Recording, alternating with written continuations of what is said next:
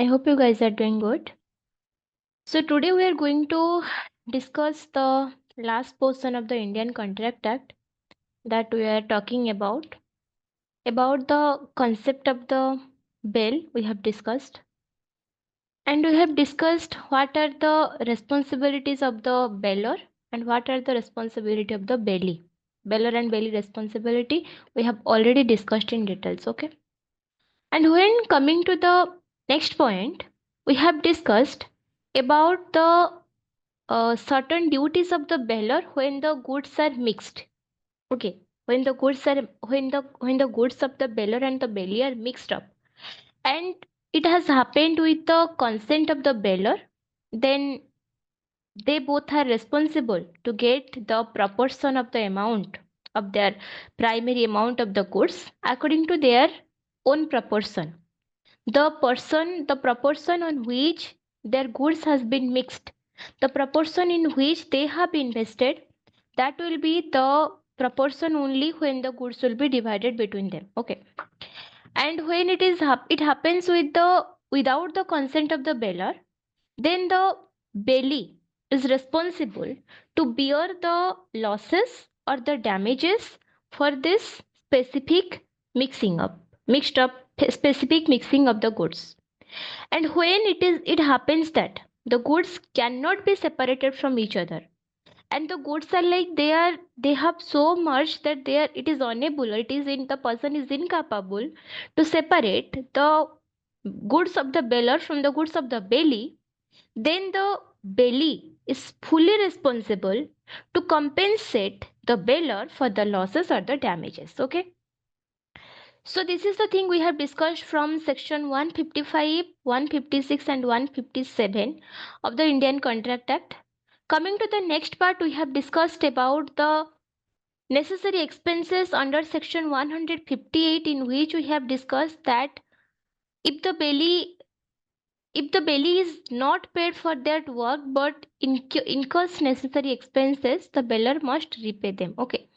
For example, the bailee, without the permission of the bailer, does something which is required according to the course of action, and the bailee had no time to ask for the permission of the bailer, or the bailee feels, and according to the nature of the task, if it has been observed, then it is primarily responsible to perform that duty. So when it is the situation that the person is primarily responsible to do his task, then in that situation the person who is the bailer is liable to pay the necessary expenses to the bailee. Then under section 108 we have discussed about the return of the gratuitously lent goods.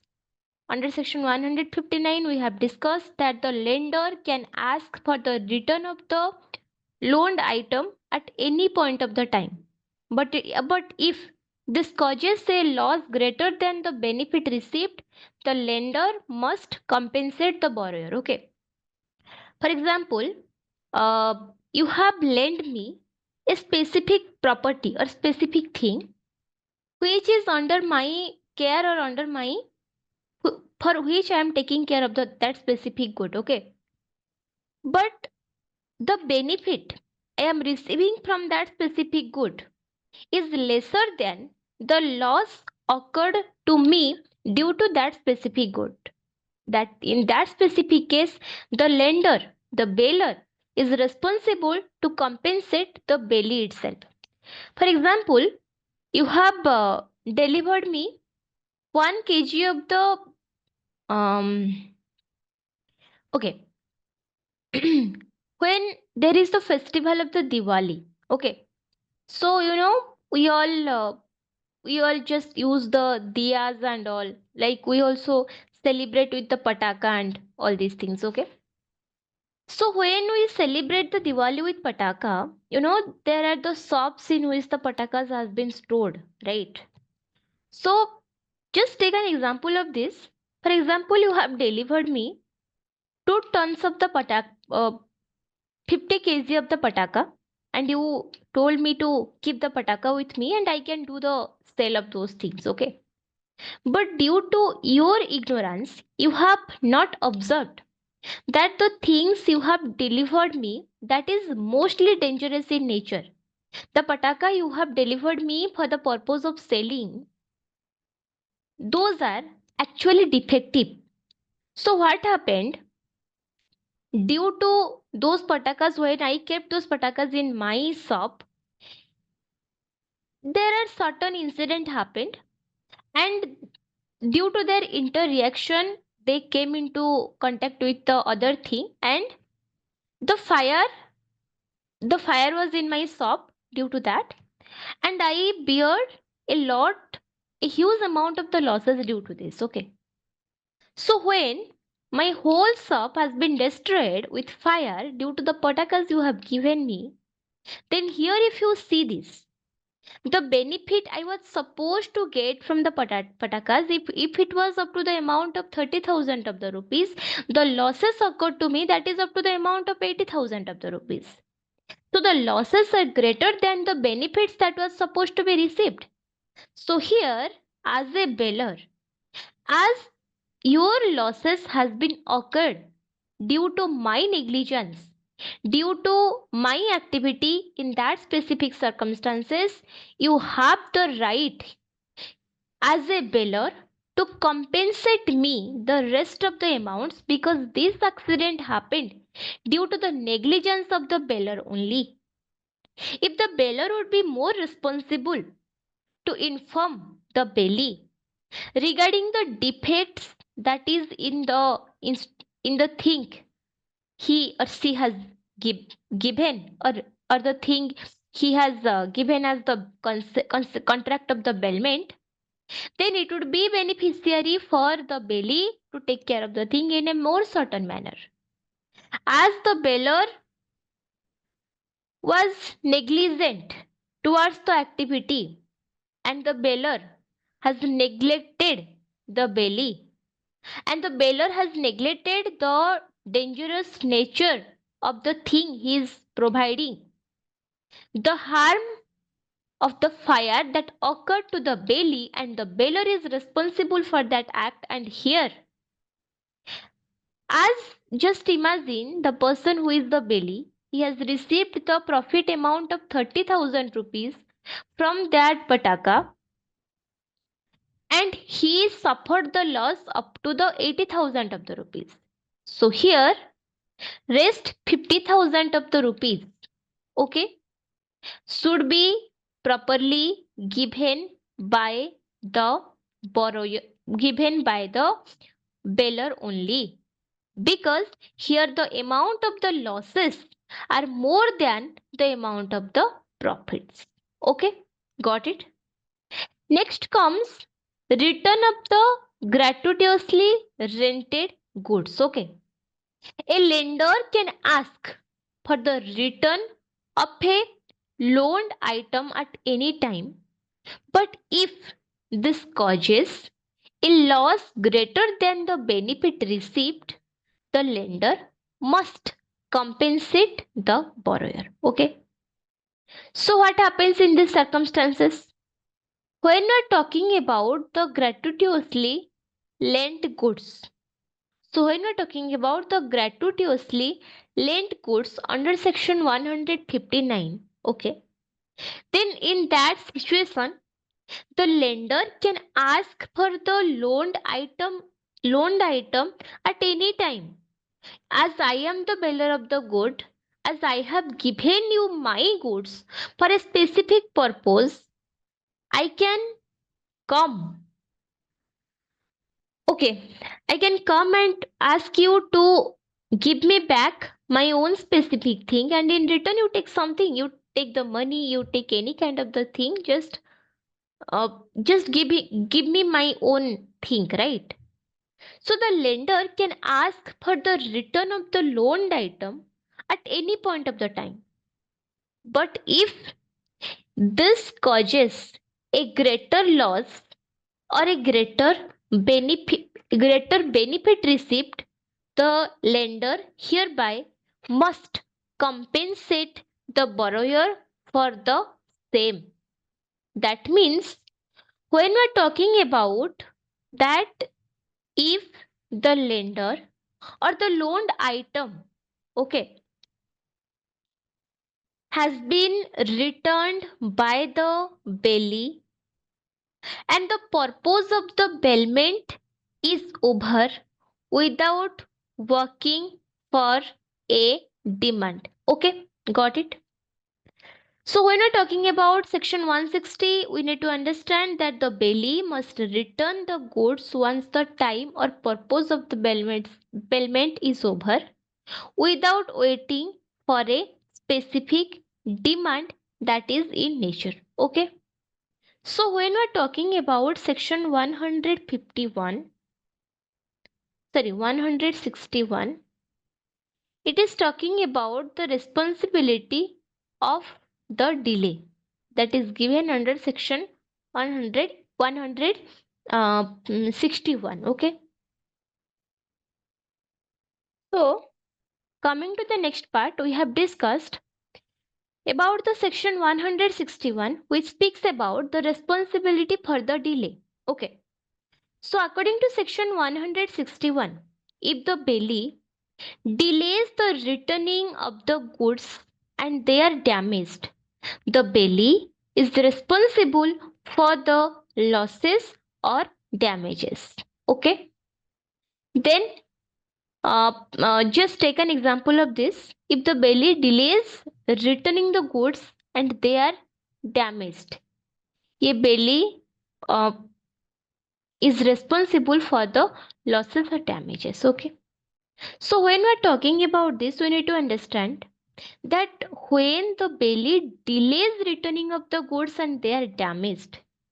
Okay, for example, here the bailee wants to return the goods or delayed to return the goods. And those goods, those things which the bailor has delivered, when what the bailee has to deliver to the bailor, they are damaged and lost. So in that circumstances, the bailee is responsible for the losses or the damages occurred. Okay. Then comes, so moreover, as the person who is the bailee, he is caretaker of the property.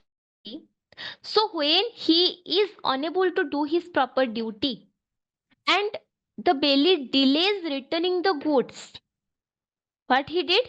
He delayed the returning of the good and those goods has been damaged and the bailee is responsible for the losses or the damages occurred. Okay.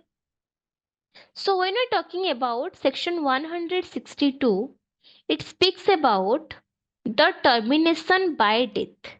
Okay. So when we're talking about the termination by the death, it means that the everything will be ended with the death. No, a gra- so when we're talking about the termination by the by the death, a gratuitous bailment that ends if either with the bailor or the bailee dies. So when we're talking about the gratuity of the bailor and the bailee, so when there is, the bailment is gratuitous in nature. Okay. So when the bailor and the bailee has the mutual obligations towards each other, that yes, we are going to handle this, we are going to manage this bailment. Okay. So when this is the situation, then we need to understand that it ends with the either death of the bailor or the bailee. So when the bailor either dies or when the bailee dies, then in that specific situation, the bailment comes to an end. And this is explained under section 162 of the Indian Contract Act. Okay. Then comes your section 163, which speaks about the profits from the goods. Okay. And under section 163, it has been explained that any profits or uh, increases like the interest offsprings, or animals from the goods must be handed over to the bailor unless agreed otherwise. Okay. Sorry for the interruption. So when we're talking about section 163, it speaks about the profits from the goods that is explained under section 163. Okay. So according to section 163, any profits or increases, for example, if we're talking about the animals, interest on the property, right? So if there are any kind of the profits or interest from the goods, that must be definitely needed to be handed over to the bailor unless there is anything agreed otherwise. Okay. So as the bailor is the owner of the property and the bailee occupies the not the fully ownership, but yes, the bailee occupies the partial ownership of the property. So when there is a person who is the bailee of a thing, right? He occupies the possession of the property, not the ownership of the property, right? So when you're talking about the possession, the transfer of the possession of the property, then we need to understand that any kind of the profits that is arising from the property, that should be directly transferred to the bailor only. But if according to the terms and conditions it is mentioned that the person who is the bailee, that person is doing any specific business in the property, or the person who is the bailee, he started using the particular thing that is being handed over to him with the proper consent of the bailor, and it is also the consent of the bailor to take the full profit from the property. So in that specific case, the bailee has the right to enjoy the property. The bailee can enjoy the property, the bailee can take the benefit from the property, but that too with a certain specific terms and conditions, that the bailee has to the bailee has to take care of the goods, and most importantly, the bailor and the bailee must agree with the condition that the bailee is taking the benefit from the property. And if it is not been agreed by the bailee, then in that specific circumstances, the profits or the increases, any kind of the benefits that arising from the property, that should be directly go to the bailor. And if it is according to terms and conditions of the agreement that the benefits may go to the bailor itself, then the benefit will be transferred to the bailor. Okay. So this is according to section 163 of the Indian Contract Act. Then comes your section 164, which speaks about the responsibility of the bailor. So when we are talking about the bailor's responsibility, then in that specific condition, it is explained that the bailor is responsible if the bailee suffers loss because of the bailor had no right to bail the goods or take them back. Okay. For example, how could I make you understand? Okay. For example, this is a watch. You can see it. Okay. So what happened? This is my watch. I'm using this watch for my own purpose, for my own goods, own benefit. So there is another person B who has no right on my watch because my watch belongs to me only, right? So I have all right to enjoy the property, to enjoy the watch by myself, not you. You don't have any right to enjoy the watch, right? I have the right to enjoy the watch because I own the ownership on the watch. For example, I have bailed you the watch. There is a contract of the bailment between you and me. You have taken my watch and you were using it for the purpose of the bailment. But here, I have not given you the watch as the bailor. Here I am not the beller.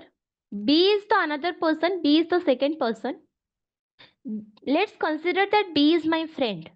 B knows me. So without my consent, B took my watch and gave to you as a bailment. So you believed that B is the original owner of the watch, but hereby I am the original owner of the watch who is sitting here. You have no idea that I am the original owner, and you are thinking the person B who has given you the bell, or who did the contract of the bailment with you, he is the original owner. Okay. So when we are talking about the responsibility, right?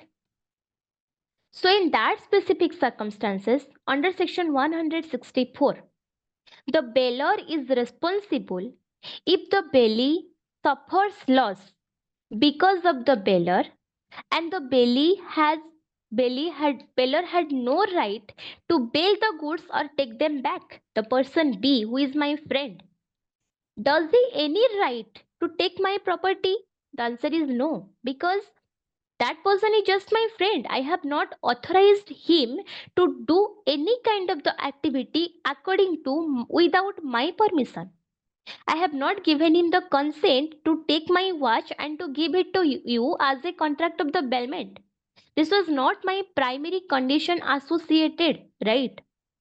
So when there is a primary condition that the bailee is suffering loss because of the bailor, and the bailor has no right on the bailed goods. The person who is B, who is my friend, he has bailed you the property as a contract of the bailment. He is the bailor, you are the bailee, but I am the original owner here. B has no right to bail the property, but still he did it. So here in that circumstances, as a bailee, you are suffering the losses. So in that specific circumstances, the bailor is responsible to compensate the bailee for the losses or damages. If you are suffering any kind of the losses, here as the owner of the watch, I am not responsible to compensate you, because this thing has not been happened with my permission. My friend B, who has taken my watch and given it as a contract of the bailment to you, he has not seek any permission from me before taking the thing that this is your thing. Should I do a contract of bailment with this? No, I have not given any permission for that.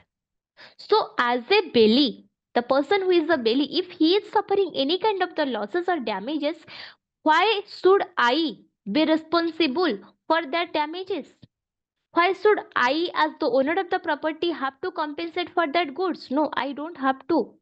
The person who is acting as the bailor, the person who did this activity without my permission, that person is specifically responsible to compensate you for the losses or damages that you have suffered.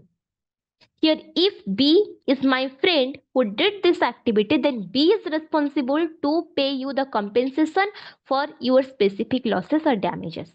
Got it? Then comes section 165, and this speaks about the bailment by the joint owners. So where there are the joint owners of the property, okay, in that specific circumstances, the bailee can return the goods to one joint owner unless there is a agreement requiring consent from all. Okay, for example, uh, there are two persons, A and B. They are the joint owners of a specific thing. Okay, so when A and B are the joint owner of a specific thing, in that specific circumstances,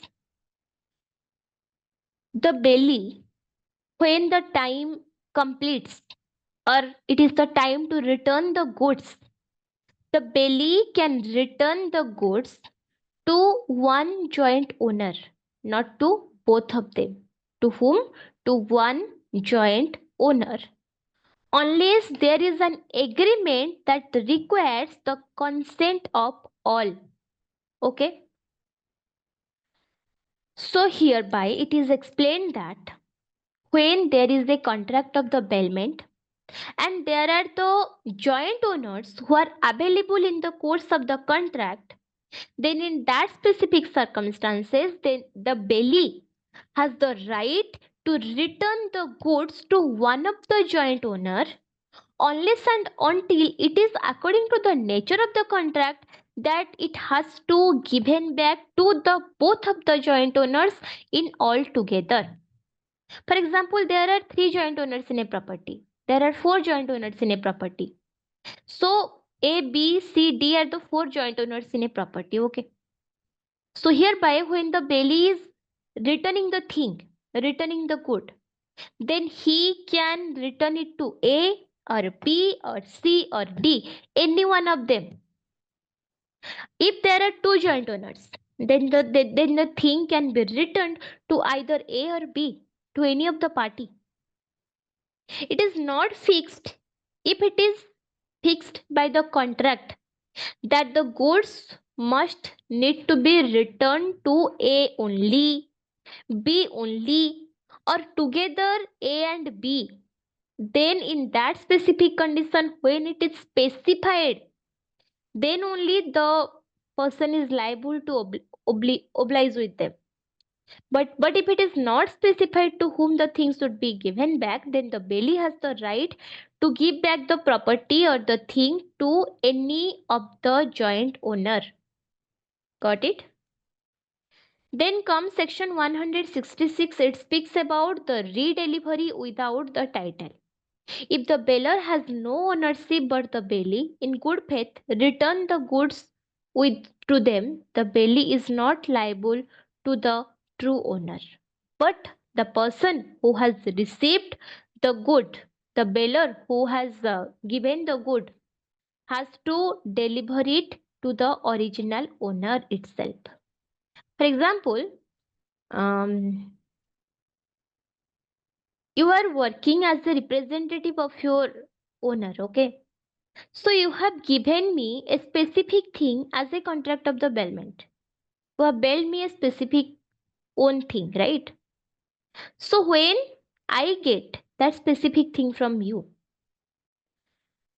then in that specific circumstances, if the bailer has no ownership, but the bailee in good faith returns the goods to them, the bailee is not liable to the true owner, but the bailee is liable to the bailer.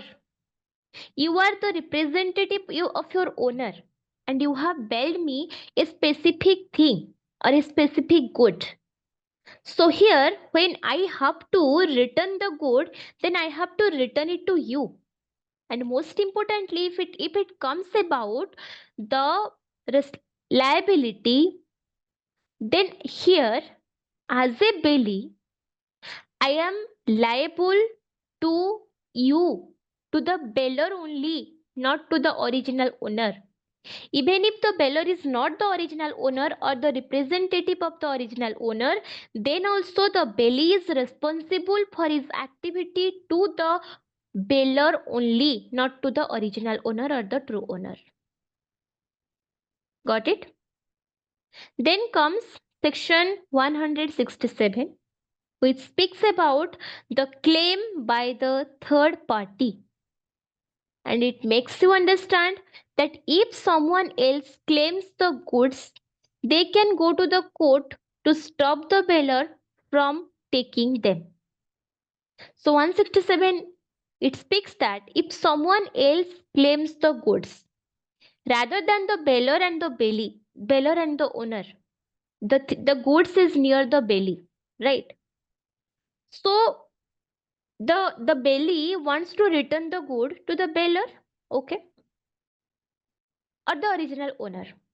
But in certain circumstances, there is a third person C who comes to the scenario and telling that I want to take the property, this is my property.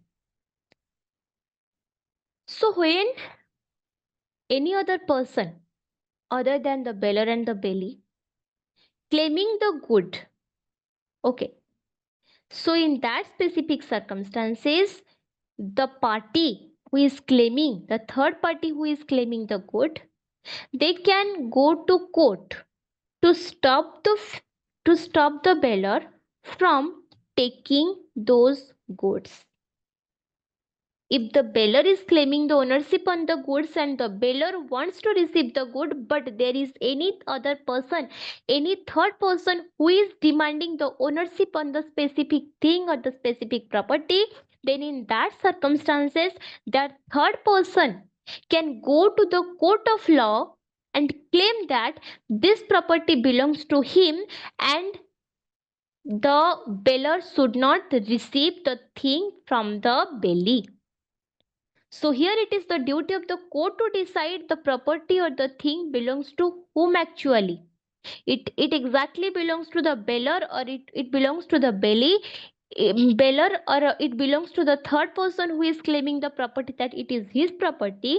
Then it need to be decided by the court of law only. The person who or the third party who claims the right on the specific property, he has the right to do the claim on the property and on in the court of law, and it will be decided by the court that the property belongs to whom, the beller or to the third party, and accordingly the goods will be delivered. Got it? So coming to the next part, under section 168 and 169, it speaks about the finder of the goods. For example, one of my item is lost. Any person has received the specific good, then what are the rights of the finder of the goods? Who is a finder of the good and what he or she can do?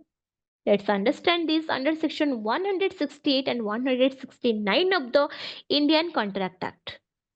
So when we're talking about section 168 of the Indian Contract Act, then it is explained that a finder cannot sue for expenses but can keep the goods until it is compensated. So under section 168 it is told that the finder cannot sue for expenses.